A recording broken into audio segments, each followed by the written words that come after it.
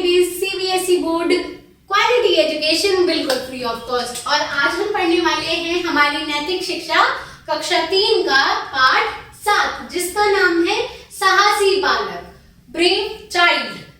ये स्टोरी बच्चे के ऊपर है, जो बच्चा बहुत ही ज्यादा क्या है, बहादुर है। चलिए इस चैप्टर को शुरू करते हैं।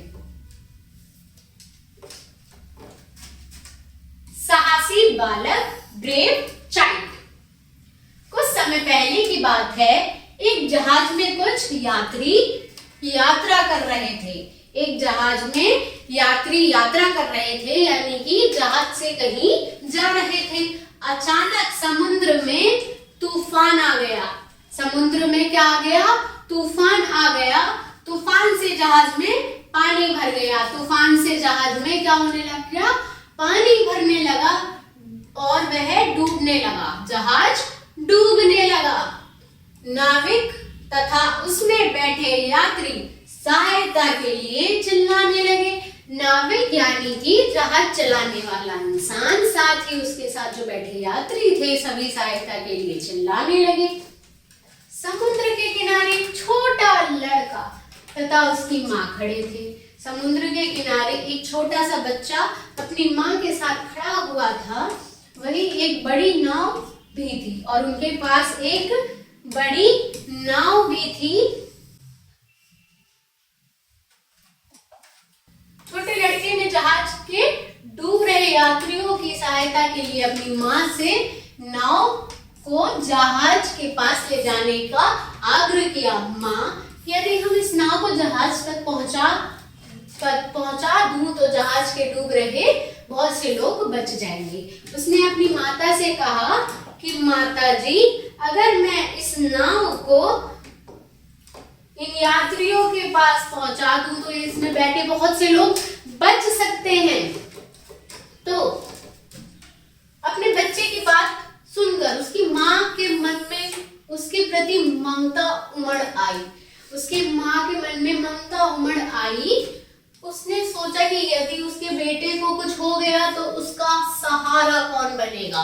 उसने सोचा कि अगर उसके बेटे को कुछ हो गया तो उसका सहारा कौन बनेगा। और ऐसा उसने इसलिए सोचा, 7 महीने पहले लड़के के पिता भी नाव लेकर समुद्र की ओर गए थे। वे अभी तक लौटे नहीं हैं। लोगों ने समझ लिया कि वह मर गए हैं। अब माता अपने बेटे को ऐसा क्यों कह रही थी, उसके बारे में क्यों ऐसा सोच रही थी कि अगर वो चला गया तो उसका सहारा कौन बनेगा? क्योंकि इस बेचारी औरत के जो पति थे वो भी बेचारे 7 महीने से गए हुए हैं घर से नाव लेकर, वो अभी तक लौटे नहीं थे। तो उसके मन में डर था। आगे देखते हैं। ऐसा सोचते सोचते माँ की दृष्टि जहाज पर गई। उसने देखते देखते उसके मन में उसने देखा जहाज पर, जहां यात्री बड़ी उम्मीद से उनसे सहायता की आशा कर रहे थे। जहां यात्री थे वो उनसे सामने से देख रहे थे और काय की आशा कर रहे थे कि कोई उनकी सहायता कर दे। जो खड़े हैं लोग वहां पर, जहाज में पानी लगातार बढ़ता ही जा रहा था और जो जहाज था उसमें पानी लगातार बढ़ता ही जा रहा था। उस स्त्री ने सोचा, यदि वे सब व्यक्ति डूब गए तो इन सभी के घर बर्बाद हो जाएंगे, और यदि नाव ले जाते समय मेरा बेटा मर गया तो केवल मुझे ही दुख होगा। उसने सोचा कि इतने सारे लोग जब मर जाएंगे तो उनके क्या होगा, बहुत ज्यादा दुख होगा। इस प्रकार सभी के बच्चे, पत्नी और संग संबंधियों को दुख के आगे मेरा दुख तो छोटा है। कुल मिलाकर उसने सोचा कि अगर ये सारे लोग जो जहाज पर हैं, इतने सारे लोग मर गए तो इनके जो संग संबंधी होंगे, इनके जो बच्चे हैं, इनकी जो पत्नियां हैं, उन्हें कितना दुख होगा। लेकिन मेरा बेटा अगर डूब जाए, जो इनका दुख है इतने सारे लोगों का, उससे मेरा दुख बहुत ज्यादा छोटा है। तो इसलिए माँ ने अपने बेटे को तुरंत आज्ञा दे दी और कहा, बेटा नाव लेकर तुरंत जाओ। उसने अपने बेटे को आज्ञा दे दी कि जाओ बेटा नाव लेकर, सब लोग तुम्हारी प्रतीक्षा कर रहे हैं। यानी कि सब लोग क्या कर रहे हैं, सब लोग तुम्हारा इंतजार कर रहे हैं। भगवान तुम्हारी रक्षा करे। और उसने साथ ही साथ अपने बेटे को आशीर्वाद भी दिया कि भगवान तुम्हारी रक्षा करे। साहसी बालक तुरंत नाव लेकर चल दिया और शीघ्र ही जहाज के निकट पहुंच गया। जो साहसी बालक था वो बच्चा तुरंत ही नाव लेकर निकल पड़ा और उस जहाज के पास पहुंच गया। नाव से 5-6 बार में सभी यात्री तथा उनका जरूरी सामान सुकुशल समुद्र के तट पर पहुंच गया।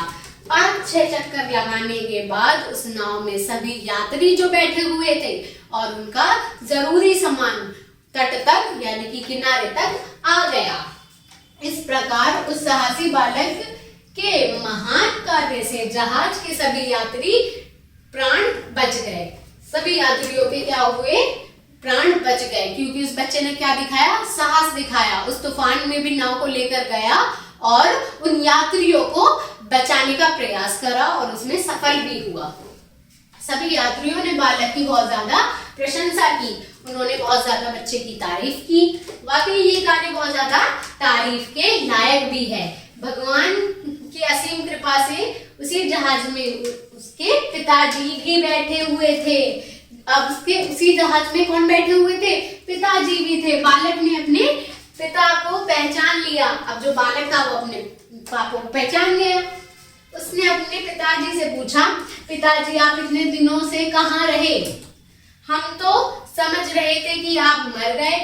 आप पिताजी इतना समय हो गया, जब 7 महीने का समय हो गया है, पिताजी आप इतने टाइम से कहाँ थे? हम सभी सोच रहे थे कि आप अब नहीं रहे।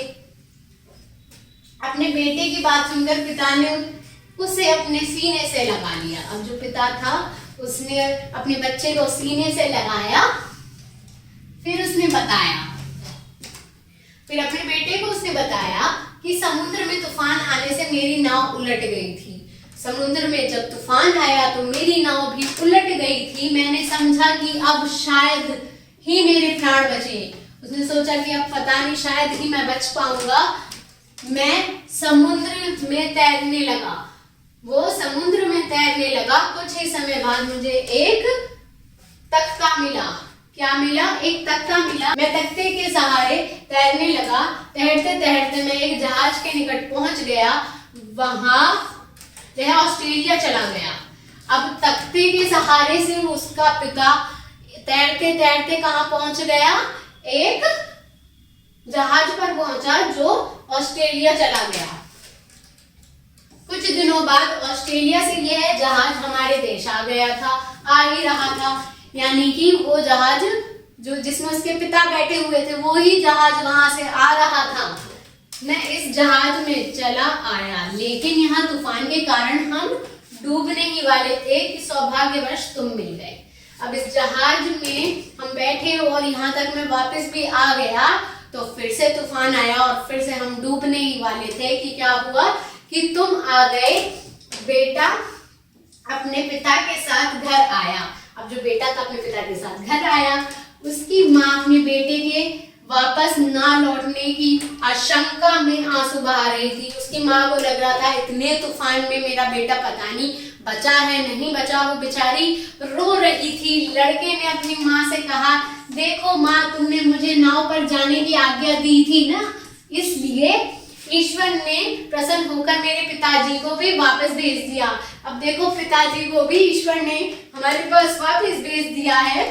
वह स्त्री अपने पति और पुत्र को सुकुशल देखकर बहुत खुश हुई। अब जो स्त्री थी वो अपने पति को भी अपने बेटे को भी देखकर बहुत ज्यादा खुश हुई।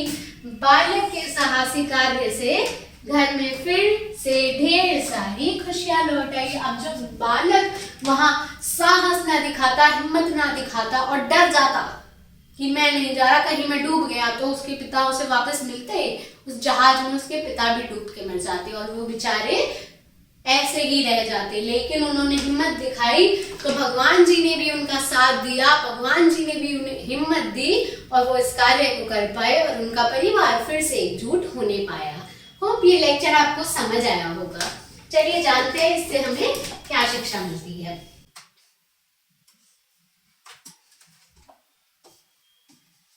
हमें दूसरों की जान बचाने के लिए सदैव तत्पर रहना चाहिए, यानी कि हमें किसी की भी सहायता और जान, स्पेशली जान बचाने के लिए तुरंत तैयार रहना चाहिए। साहस से बड़े बड़े संकट दूर हो जाते हैं। जो लोग साहस दिखाते हैं, हिम्मत दिखाते हैं, उनकी हिम्मत की वजह से ही बहुत सारे संकट दूर हो जाते हैं। साहसी व्यक्तियों का ईश्वर भी साथ देते हैं। जो साहस दिखाते हैं, हिम्मत दिखाते हैं, उनका कौन? ईश्वर भी साथ देते हैं, उनके ईश्वर भी साथ रहते हैं। जैसे कि हमने इस स्टोरी में भी देखा कि उस बच्चे का साथ ईश्वर ने भी दिया। उस तूफान इतना बड़ा था, उस बच्चे का कुछ नहीं बिगाड़ पाया और सभी सुरक्षित तट पर आ भी पाए। होप ये लेक्चर आपको अच्छे से समझ आया होगा। इसके रिगार्डिंग आपको कोई भी डाउट रहता है आप पूछ सकते हैं। और इस लेक्चर को यहाँ तक देखने के लिए थैंक यू बच्चों।